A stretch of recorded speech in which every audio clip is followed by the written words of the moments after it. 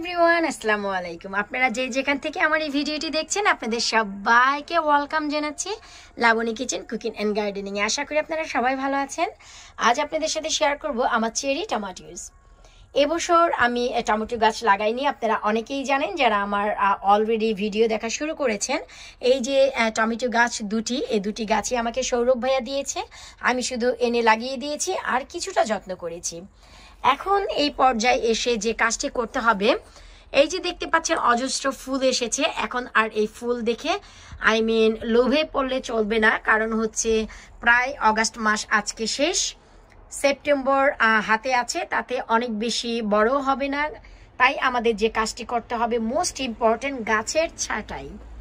আর এখন যে গাছের ছাঁটাইটি আমি করব হয়তো বা আপনাদের কাছে অবাক লাগতে পারে, কিন্তু বিশ্বাস করুন এটি হচ্ছে এই সময়ের জন্য রাইট একটি ডিসিশন। কারণ যেইটুকু টমেটো হয়েছে এই টমেটোগুলো যদি টিকিয়ে রাখতে চান এবং বাঁচিয়ে রাখতে চান এবং কিছুটা বড় করতে চান আর পাকাতে চান, তবে এই কাজটি করতে হবে।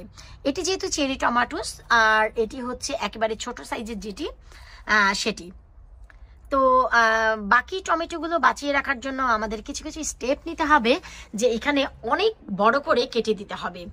আসলে আমি ছাঁটাই করার পর আপনারা অনেকে অবাক হয়ে যেতে পারেন, কিন্তু বিশ্বাস করুন এটিই দরকার। তো চলুন আমি আপনাদের সাথে শেয়ার করছি যে আমি কিভাবে এই গাছের ছাঁটাই করছি।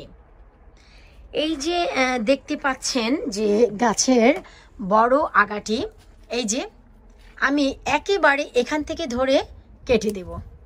এই যে দেখতে পাচ্ছেন আমি একেবারে মাথাটি ধরে পুরোই কেটে দেব। এতে করে দেখা গেল যে অনেক টমেটো এবং ফুল সহ কিন্তু চলে এসেছে। এই যে দেখুন, এতে কোনো কিছু যাবে আসবে না। আমি এখন আগে ছাঁটাই করছি, তারপর আপনাদের সাথে শেয়ার করি। কারণ আমি আজকের এই গার্ডেনের ভিডিও করার জন্য আমি আমার ট্রাইপড ব্যবহার করছি না, আর আমি কারো সাহায্যও নিচ্ছি না, কারণ আমার হাজবেন্ড বাচ্চাদের সাথে আছে। তাই আমি এক হাতে ক্যামেরা ধরে আরেক হাতে কাটতে চাচ্ছি না, এতে করে দেখা যায় অনেকটাই শেক হবে, আপনারা পুরোপুরি বুঝতে পারবেন না। এই যে দেখুন আমি দেখাচ্ছি, এই যে দেখুন।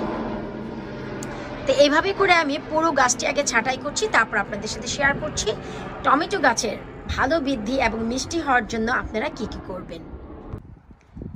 একটু লক্ষ্য করলে দেখবেন যে আমি গাছটি কিন্তু একেবারে ছাঁটাই করে দিয়েছি, যা ছিল কিছুক্ষণ আগে। আর এখন দেখুন টমেটোর সমাহার।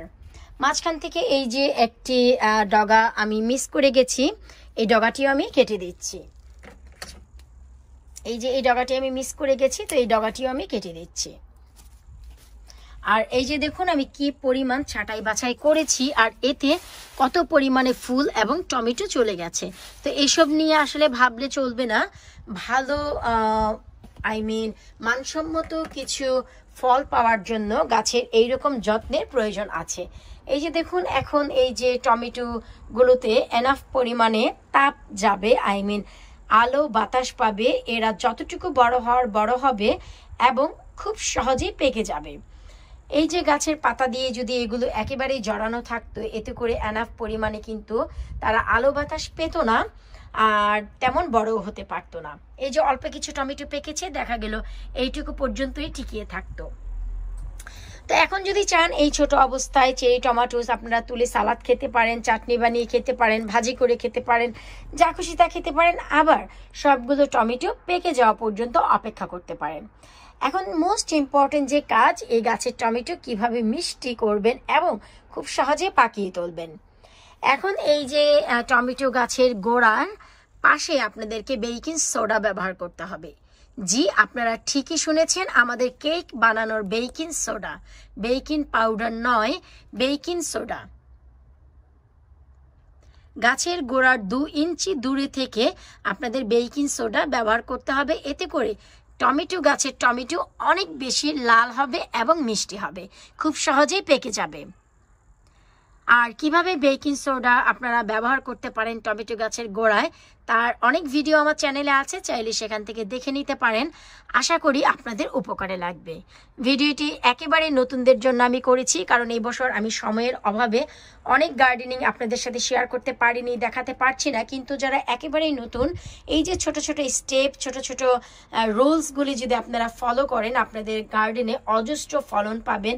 আর যারা একেবারেই নতুন গার্ডেনিং করছেন, তাদের জন্য টমেটো গাছের এই টিপসগুলো খুবই জরুরি ছিল, যে গাছের ফলন কিভাবে বৃদ্ধি করবেন, কিভাবে টমেটো খুব সহজে পাকিয়ে তুলবেন এবং কিভাবে অনেক বেশি মিষ্টি করবেন।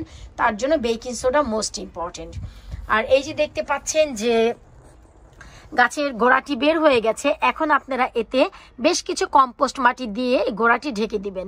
এতে করে গাছে টমেটো যে ফিড আছে, ফুড প্লান্ট, টমেটো গাছের খাদ্যটি দেওয়ার দরকার নেই। সে কম্পোস্ট মাটি থেকে যেইটুকু খাদ্য পাবে সেইটুকুই যথেষ্ট আগামী 15 থেকে 20 দিনের জন্য। আশা করব আজকের এই ভিডিও আপনাদের ভালো লাগবে। ভালো লাগলে অবশ্যই লাইক, কমেন্ট, শেয়ার করতে ভুলবেন না এবং আমাকে সাপোর্ট করার জন্য আমার চ্যানেলটি সাবস্ক্রাইব করতে একেবারে ভুলে যাবেন না।